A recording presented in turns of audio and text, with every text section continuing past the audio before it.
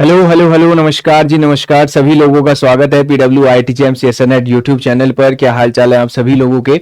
CSIR net का आपका exam हो चुका है ना, और प्रोविजनल आंसर की भी आ गई है। आपने डिस्कशन भी देख लिया है और सारे आई होप आपने जो भी किसी को कुछ उसमें क्लेम करना था उसने पर सब्जेक्ट में कर लिया हो। अब फर्दर आगे बात करते हैं। अब वेट है रिजल्ट का। तो थोड़ा सा पहले हम बात करते हैं कि ये कब सारा रिजल्ट आएगा, है ना। Result in the sense score card कब आएगा, फिर कट ऑफ कब आएगी, है ना, जो पूरा इसका प्रोसेस रहता है। जैसे अब अगला स्टेप है कि आपका स्कोर कार्ड आएगा, है ना, और स्कोर कार्ड और फाइनल आंसर की आएगी कि भाई ये आंसर हो गया है। उसके बाद फिर हम बोलेंगे कि रिजल्ट आया है। उसके बाद फिर कट ऑफ आती है। कट ऑफ से फिर आपकी रैंक लिस्ट आती है ना, उससे आपका पता लगता है। तो वो देखेंगे, बट मुझे लग रहा है कि इस बार जल्दी मामला होने वाला है। जैसे ये पिछले कुछ सालों के पिछले 4 एग्जाम के हम ट्रेंड अगर हम देखें, देखो ये वाला तो फरवरी 2025 का तो पता नहीं, बहुत ही डिले हो गया था, है ना।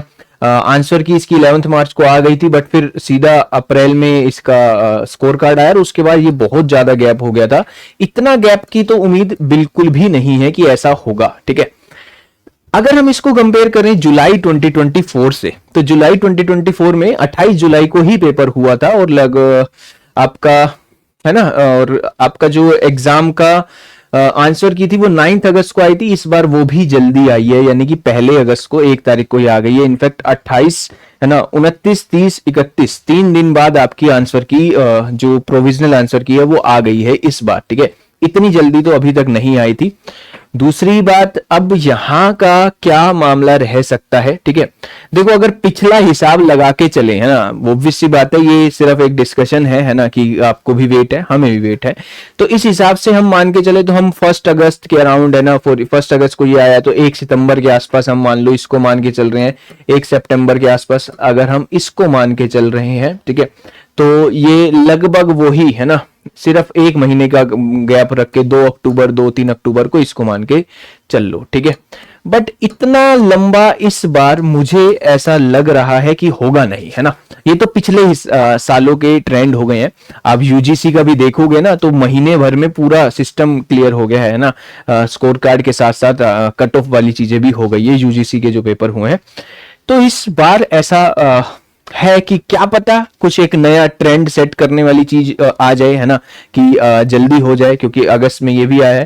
तो अगर जल्दी हो जाए तो भैया होने को सितंबर तक सारी ही चीजें, मतलब विद इन अगस्त जिस पेस पे आंसर की आई है। अब भाई देखो, इतना ज्यादा कुछ समय लगने वाली चीज होती नहीं है। वैसे आंसर की का क्लेम करने का 3 अगस्त तक का टाइम था। 3 अगस्त को क्लेम कर दिया, उसके बाद 5, 6, 7, 10, है ना, तो 30 अगस्त तक मान लो आपका 15-20 अगस्त तक स्कोर कार्ड आ जाए, और उसके बाद आने को आपका विद इन 15 सितंबर तक भी खत्म हो सकता है। बस ये मुझे ऐसा लग रहा है कि ऐसा इस बार होगा कि पिछले से काफी जल्दी सिमट जाएगा। जैसे पिछले जो हम ट्रेंड देखते हैं ना, उससे काफी जल्दी हो जाएगा।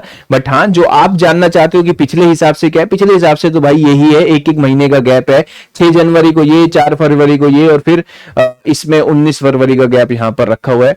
तो ये आपका 1 अगस्त का है, 1 सितंबर का है। तो इसको अक्टूबर तक तो नहीं जाएगा, ये गया भी हुआ है 14 अक्टूबर के आसपास। तो इसको हम विद इन सितंबर की उम्मीद कर लेते हैं कि भैया विद इन सितंबर एंड तक आ जाए, ठीक है। बट अगर प्रोसेस इस बार जल्दी हो जाए तो मजा ही आ जाए, है ना। जल्दी होने का ये है कि यार ना, जितना क्या ही वेट करके क्या होगा, पता लगे, अगला डिसीजन उठाया जाए, अगला काम उठाया जाए। तो उम्मीद करेंगे एक नया ट्रेंड ऐसा स्टार्ट हुए कि 28 जुलाई को अगर पेपर हुआ है, 1 अगस्त को आंसर किया, ये बहुत बढ़िया, है ना।